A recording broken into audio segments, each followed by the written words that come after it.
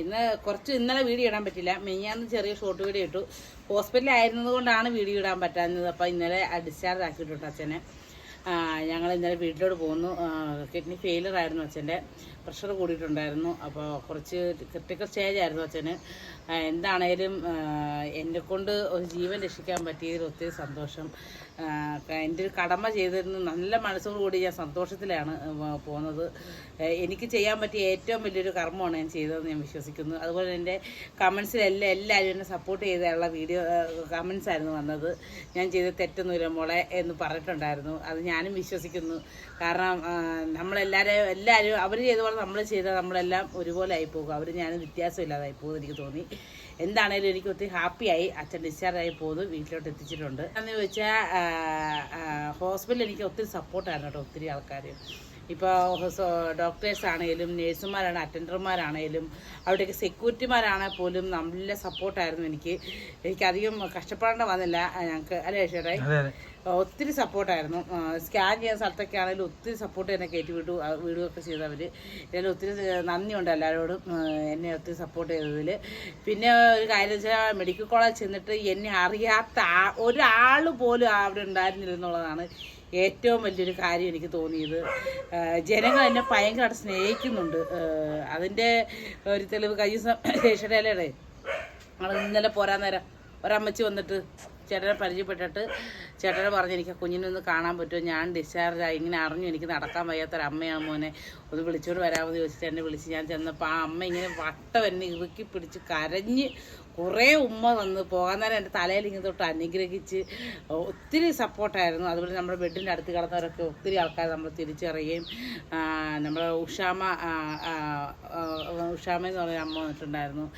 അവരുടെ മക്കൾ രണ്ടുപേരും പുറത്താണ്. അപ്പോൾ എന്നെ ഒത്തിരി ഇഷ്ടമാണെന്ന് പറഞ്ഞു. ഒത്തിരി എന്നെ കാണാൻ വേണ്ടി മാത്രം വന്നതാണെന്ന് പറഞ്ഞു. അതുപോലെ എന്നെ കാണാൻ വേണ്ടി മാത്രം ഒത്തിരി ആൾക്കാരവിടെ വന്നിട്ടുണ്ടായിരുന്നു. അവരോടൊക്കെ ഒത്തിരി നന്ദി പറയുന്നു. എന്നെ എന്തിനായി ദൈവം ഇങ്ങനെ ജനങ്ങൾ എന്നെ സ്നേഹിക്കുന്നത് എനിക്ക് എപ്പോഴും മനസ്സിലാകുന്നില്ല. ഒത്തിരി അമ്മമാർ വന്നിട്ടുണ്ടായിരുന്നു എന്നെ കാണാൻ, ചേച്ചിമാർ വന്നിട്ടുണ്ടായിരുന്നു, ഒത്തിരി ആൾക്കാർ വന്നിട്ടുണ്ടായിരുന്നു, കുറേ അനിയന്മാർ വന്നിട്ടുണ്ടായിരുന്നു.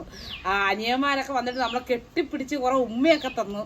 അങ്ങനെ സ്നേഹിക്കുന്നു എന്നെ അത്രയ്ക്ക്. അതൊന്നും നമുക്ക് വീഡിയോ എടുക്കാൻ പറ്റത്തില്ലല്ലോ. നമ്മൾ ഹോസ്പിറ്റലിൽ നിൽക്കുന്ന സമയത്ത് വീഡിയോ എടുക്കാൻ ശരിയല്ലാത്തതുകൊണ്ടാണ് എനിക്കത് കാണിക്കാൻ പറ്റാഞ്ഞതും. എന്തായാലും കുറേ ആൾക്കാർ ചോദിച്ചു എന്നാ സുധിമോൾ അച്ഛനും അമ്മേനെ ഞങ്ങളത് കാണിക്കുന്ന ഒത്തിരി പേര് പറയാനുണ്ട്. ഹോസ്പിറ്റലിൽ കിടക്കുന്നതല്ലേ, സുധിമോൾ ഒപ്പം ഉണ്ടായിരുന്നല്ലേ, അച്ഛൻ്റെ അമ്മേനെ കുറച്ച് ഫോട്ടോ എങ്കിലും ഒന്ന് സുധിമോളെന്ന് പറയുന്നുണ്ടായിരുന്നു. ഞാൻ മനഃപൂർവ്വം കാണിക്കാത്തതുകൊണ്ടാണ് കേട്ടോ അവരെ. കാരണം ഇന്നിപ്പോൾ അവരെൻ്റെ കൂടെ അല്ല.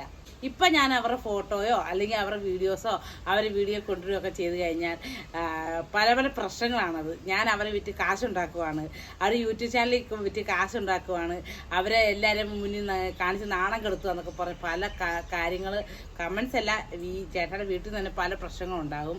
അതുകൊണ്ട് തന്നെയാണ് ഞാൻ കാണിക്കാത്തത്. വരെ ചോദിക്കുന്നതോട് ഞാൻ സോറി പറയുന്നത് കാണിക്കാൻ പറ്റത്തില്ല. കാരണം മറ്റുള്ള മക്കളുണ്ട്, അവർ സമ്മതിക്കില്ല. അവരുടെ ഇതെന്താണെന്ന് ചോദിച്ചാൽ ഞാൻ അവരെ വിട്ട് കാശുണ്ടാക്കുന്ന രീതി വരും.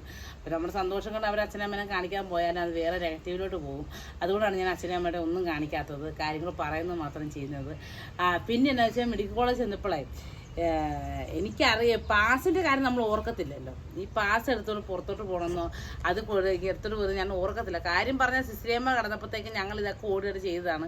പക്ഷെ ആ പാസിൻ്റെ കാര്യം എനിക്ക് കത്തിയില്ല. ഫസ്റ്റ് ദിവസം ഇങ്ങനെ കണ്ടമാനം ടെസ്റ്റ്. എൻ്റെ പൊന്നു ദൈവമേ, ആരെങ്കിലും മെഡിക്കൽ കോളേജ് അഡ്മിറ്റ് ആകാൻ പോകുന്നുണ്ടെങ്കിൽ അവരോട് ഞാൻ ഇപ്പോഴേ പറയുകയാണ്, ഓൾറെഡി ഒരു 3 പേരെങ്കിലും അവിടെ വേണം കേട്ടോ. എന്നുവെച്ചാൽ ഒരാൾ രോഗിനെ നോക്കാനും 2 പേര് പുറത്ത് നടക്കാനും ഡെഫിനറ്റായിട്ടും വേണം.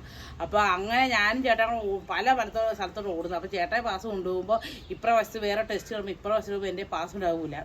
അങ്ങനെ ഞാൻ പുറത്ത് പോയിട്ട് കുറേ ടെസ്റ്റും റിസൾട്ടും മറ്റേ ബോട്ടിൽ മൂത്രവും മലവും ഒക്കെ എടുക്കാനുള്ള ബോട്ടിലൊക്കെ ആയിട്ട് ഞാനിങ്ങനെ നെഞ്ചിപ്പിടിച്ച് ഇങ്ങനെ ഓടി വരുവാണ്. അപ്പോഴത്തേക്കും ഒരു പെണ്ണായിട്ടുള്ള സെക്യൂരിറ്റിയും ഒരു ആണായിട്ടുള്ള സെക്യൂരിറ്റിയും ഉണ്ട് അവിടെ. അവരെന്നെ കണ്ട ഉടനെ ആ ചെറുക്കൻ ചോദിച്ച്, ചേച്ചി പാസ്വേഡ് കാണിച്ചിട്ട് പോയാൽ പാസ് കാണിക്കാൻ പറഞ്ഞ്.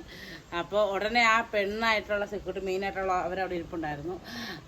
എന്നെ ഉടനെ വിളിച്ചിട്ട് പറഞ്ഞു, ഇവിടെ വന്നടി പാസം തേടിയെന്ന് ചോദിച്ചു. അപ്പോൾ ഞാൻ സത്യം പറഞ്ഞാൽ ഒന്ന് വരണ്ടു, ഇനി പ്രശ്നമാവുമോ എന്നോർത്ത് ഞാൻ അങ്ങ് അടുത്തോട്ട് വന്നപ്പോഴത്തേക്കും പുള്ളിക്കാരൻ നീ ഒരു ശരിയുള്ള കൊച്ചല്ലേ അടി കൊച്ചേ നിൻ്റെ പാസ് എന്തേ എന്ന് പറഞ്ഞു. അപ്പം എന്നെ മനസ്സിലായെന്ന് എനിക്ക് മനസ്സിലായപ്പോൾ ഞാനൊരു കാര്യം ഇവിടെ പറഞ്ഞു, അല്ല പാസിന് പോലെ ഒരു ഉമ്മ തന്നാൽ മതിയാവുമോ എന്ന് ചോദിച്ചപ്പോൾ മതി മതി ഒരു ഉമ്മ ഉമ്മ വന്നാൽ ഞാൻ കയറിപ്പൊക്കെന്ന് പറഞ്ഞു. പിന്നെ സെക്യൂരിറ്റിക്കാരി കെട്ടിപ്പിടിച്ചു. 6 ഒരു 10 ഉമ്മ അങ്ങോട്ട് കൊടുത്തേച്ച് ഒരു പ്ലെയിങ് സൂടം കൊടുത്തേച്ചാണ് ഞാൻ അകത്തോട്ട് പോയത്. പിന്നെ എല്ലാവർക്കും മനസ്സിലായി ഞാൻ അവിടെ ഉണ്ടെന്നുള്ളത്. അങ്ങനെ എന്താവശ്യം പോണേലും അവർ ഭയങ്കര സപ്പോർട്ടായിരുന്നു. എൻ്റെ കൂടെ വന്ന് ഓരോ സ്ഥലം കാണിച്ചു തരും. അത് ഞാൻ അവിടെ എവിടെയെങ്കിലും പോയി ക്യൂ നിൽക്കാതെ പെട്ടെന്ന് എൻ്റെ കയ്യിൽ മേടിച്ചു കൊണ്ട് അകത്ത് ചെയ്തു തരും. അങ്ങനെ ഒത്തിരി സപ്പോർട്ടായിരുന്നു എനിക്ക്. മെഡിക്കൽ കോളേജ് ഫുൾ എൻ്റെ കൂടെ ആയിരുന്നു. അതുപോലെ തന്നെ ഭക്ഷണം കഴിക്കാൻ സമയത്ത് ആ ഹോട്ടലിലെ ചേട്ടൻ ചോദിക്കുന്നു, എടി മോനെ ഇത് നമ്മുടെ സ്ഥലമല്ലേ ഇത്, നീ ഒരു ചിരി പറഞ്ഞ കൊച്ചല്ലേ? ഞാൻ ആണ് ഇത് നമ്മുടെ ഏരിയ ആണല്ലോ അല്ലേ? അപ്പം ഞാൻ നമ്മുടെ ഏരിയ, ഞാൻ തിരുവഞ്ചൂരാണ് ചേട്ടാ.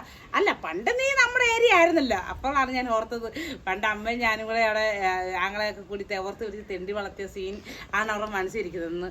അപ്പോൾ അങ്ങനെയുള്ള കുറേ ആൾക്കാർ ആ രീതിയിലാണ് സംസാരിച്ചത്. നമ്മൾ മെഡിക്കലുമായിട്ട് കോണ്ടാക്റ്റുള്ള ഒരാളെ പോലെ ഒത്തിരി സംസാരിച്ചു. പിന്നെ അമ്മ പണ്ട് ആ എച്ചിൽ കളഞ്ഞ ഹോട്ടലിലൊക്കെ ഞങ്ങൾ ചെന്ന് കേട്ടോ, എച്ചിൽ കഴിച്ച ഹോട്ടലിലൊക്കെ ചെന്നിട്ടുണ്ടായിരുന്നു ഫുഡ് കഴിക്കാനായിട്ട്. അപ്പോൾ അവരൊക്കെ എന്നെ മനസ്സിലാക്കി എന്നോട് ഒത്തിരി സംസാരിച്ച്, നീ നിലയിലെടുത്ത് ഒത്തിരി സന്തോഷമുണ്ടെന്നൊക്കെ പറഞ്ഞു. പിന്നെ അതിനും വലിയ വേറൊരു സംഭവം ഉണ്ട് അല്ലേ ചേട്ടായി. ഞങ്ങൾ രാത്രി ആയപ്പോഴത്തേക്കും പുറത്ത് പോകാനായിട്ട് ഒരു ചെക്കപ്പിൻ്റെ റിസൾട്ട് കിട്ടാനാണ് വാങ്ങാനായിട്ട് വന്നപ്പോഴത്തേക്കും ഭയങ്കര മഴയായിരുന്നു, പെരുമഴയായിരുന്നു. ആ പെരുമഴയത്ത് ഞങ്ങൾ നിൽക്കുന്ന സമയത്ത് ഒരു ചേട്ടൻ ആ ഒരു ജില്ല കൊച്ചല്ലേ എന്നൊക്കെ പറഞ്ഞ് പരിചയപ്പെട്ട് ഫോട്ടോ ഒക്കെ എടുത്തു. അപ്പം ഞാൻ എന്തോ കാര്യത്തിൽ ഫോൺ ചെയ്താൽ മാറി നിന്നപ്പോൾ ടീഷർട്ട് വെച്ച് നിങ്ങളെ വീട് എവിടെയാണെന്നൊക്കെ ചോദിച്ചപ്പോൾ ഈ പെങ്കൊച്ചിൻ്റെ വീടാണെന്ന് ചോദിച്ചു. അപ്പോൾ തൊടുപുഴയാണെന്ന് പറഞ്ഞ്. തൊടുപുഴ എവിടെയാണെന്ന് ചോദിച്ചു. തട്ടക്കുഴയാണെന്ന് പറഞ്ഞ്. തട്ടക്കുഴ എവിടെയാണെന്ന് ചോദിച്ചു. ഇന്ന ആളുടെ സിസിലിയസിൻ്റെ മോളാണെന്ന് പറഞ്ഞപ്പോഴത്തേക്കും അയാൾക്ക് അല്ലേ ചേട്ടേ അതെന്ത് ഫീലായിരുന്നല്ലോ പുള്ളി കാണിച്ചത്. അപ്പോൾ പുള്ളിക്ക് സംസാരിക്കാൻ പറ്റില്ല. എന്നെ കെട്ടിപ്പിടിക്കുന്ന എന്താണെന്ന് വെച്ചാൽ എൻ്റെ അമ്മയുടെ കൂടെ അടിമാലി ജോലി ചെയ്തൊരാളായിരുന്നു പുള്ളി. അപ്പോൾ പുള്ളി പറയുന്നത് എപ്പോഴും എന്നെപ്പറ്റി അമ്മ പറയുമായിരുന്നു, എൻ്റെ ആങ്കൊച്ചാന്ന് പറയുമായിരുന്നു. അപ്പോൾ അമ്മച്ചി പഞ്ചപാവ ഇതുപോലെ അമ്മയുടെ മോളായി പറഞ്ഞ നീ ഭാഗ്യവതിയാണെന്നൊക്കെ പറഞ്ഞ് എന്നോട് ഒത്തിരി സംസാരിച്ചു. പുള്ളിക്ക് ആ ത്രില്ല് കണ്ണിൽ നമുക്ക് കാണാം. പുള്ളിക്ക് മറക്കാൻ പറ്റാത്ത പോലത്തെ ഫീലിംഗ് ആണ് പുള്ളി കാണിക്കണത്. അപ്പോൾ എനിക്ക് മനസ്സിലായി എൻ്റെ അമ്മ എത്രത്തോളം അവരെയൊക്കെ സ്നേഹിച്ചിട്ടുണ്ടായിരുന്നെന്നും അവരെന്തോരം അമ്മയെ സ്നേഹിച്ചിട്ടുണ്ടായിരുന്നെന്നും എനിക്ക് മനസ്സിലായി. എൻ്റെ അമ്മ എൻ്റെ കൂടെ ഇല്ലാത്തതിൽ എനിക്ക് ഒത്തിരി സങ്കടമുണ്ട്. ഒത്തിരി മിസ് ചെയ്യുന്നുണ്ട് എൻ്റെ അമ്മച്ചിനെ. ഐ ലവ് യു അമ്മ. എൻ്റെ ഈ മാസം എൻ്റെ ബർത്ത്ഡേ ആണ് കേട്ടോ, 29-ാം തീയതി. അപ്പോൾ എന്താണേലും എൻ്റെ അമ്മ മരിച്ചിട്ട് ഇപ്പം 3 വർഷമാകുമ്പോൾ എൻ്റെ ബർത്ത്ഡേ ആണ് 29-ാം തീയതി. അന്ന് തന്നെയാണ് എൻ്റെ അമ്മച്ചിയുടെ താലിമാല പൊട്ടിച്ച ദിവസം കൂടെയാണ്. എനിക്കൊത്തിരി വിഷമമുണ്ട്. ഞാൻ ഒറ്റപ്പെട്ട് നിൽക്കണം. അവർ ചേച്ചിട്ട് എൻ്റെ അടുത്ത് ഇങ്ങനെ ചോദിച്ചു, ഇന്ന് ഇല്ലേ പണിയൊക്കെ ചെയ്ത് നടന്നപ്പോൾ എൻ്റെ അടുത്ത് ചോദിച്ചു, പെണ്ണാ നമുക്ക് ഇതുവരെ നിൻ്റെ ബർത്ത്ഡേ ഒന്നും ആഘോഷിച്ചിട്ടില്ല, നമുക്ക് നിൻ്റെ ബർത്ത്ഡേ ഒന്ന് ആഘോഷിച്ചാലോ വേണമെന്ന് ചോദിച്ചു. ഞാനൊരു അക്ഷരം പോലും പറഞ്ഞില്ല. കാരണം എന്നാന്ന് ചോദിച്ചാൽ എൻ്റെ ബർത്ത്ഡേ ഒന്നും ഇതുവരെ അങ്ങനെ ആഘോഷിച്ചിട്ടില്ല. ആരും ഓർക്കാറ് പോലും ഇല്ലാത്തൊരു ദിവസമാണ് സുധിമോളുടെ ബർത്ത്ഡേ. കഴിഞ്ഞ വർഷമാണ് സോഷ്യൽ മീഡിയ ഞാൻ മൊഴിച്ചിരി മെമ്പർച്ചിരി വന്നതിന് ശേഷം എല്ലാവരും കൂടെ സോഷ്യൽ മീഡിയയിൽ ആഘോഷിച്ചു അല്ലേ വെച്ചിട്ടേ. എല്ലാവരും എൻ്റെ കൂടെ വർക്ക് ചെയ്യുന്ന എല്ലാവരും ഹാപ്പി ബർത്ത്ഡേ ഒക്കെ സർപ്രൈസ് ആയിട്ട് വിട്ടു.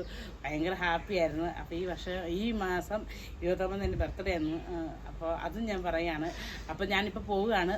നമ്മൾ വീട്ടിൽ വന്ന് അമ്മനെ അച്ഛനെ ആക്കിയിട്ട് വീട്ടിൽ വന്ന് കുറച്ച് അലക്കാനും ക്ലീൻ ആക്കാനൊക്കെ ഉണ്ടായിരുന്നു. എല്ലാം ചെയ്തു. സുണ്ടപ്പനും കുജ്ജനും എല്ലാം പള്ളത്തിത്തറ ചേർത്തിൻ്റെ അടുത്താണ്, ചേർത്തിൻ്റെ അടുത്താണ്. അപ്പോൾ അവരെ കാണാതെ രാവിലെ മുതൽ വിളിക്കുന്നുണ്ട് സുണ്ടപ്പൻ. അപ്പോൾ നമ്മൾ അവിടെ ചെല്ലുമ്പോൾ കൊച്ചിൻ്റെ എക്സ്പ്രഷൻ കൂടെ എടുത്തിട്ട് നമുക്ക് ഈ വീഡിയോ ക്ലോസ് ചെയ്യാം കേട്ടോ. അപ്പോൾ ഇന്നത്തെ വീഡിയോ നമ്മൾ ഇത്രയൊക്കെ ഉള്ളൂ. അച്ഛനും അമ്മേനെ സേഫായി ഞാൻ മരുന്നൊക്കെ മേടിച്ച് കൊടുത്ത് സേഫായിട്ട് ഞാൻ വീട്ടിലെത്തിച്ചിട്ടുണ്ട്. അപ്പോൾ എന്താണേലും എൻ്റെ വീഡിയോ ഇന്ന് ഇത്രേ ഉള്ളൂ. എൻ്റെ വീഡിയോ ആദ്യമായിട്ട് കാണുന്നവരുണ്ടെങ്കിൽ സബ്സ്ക്രൈബ് ചെയ്യുക, ലൈക്ക് അടിക്കുക, കമൻറ്റ് അടിക്കുക. Thank you.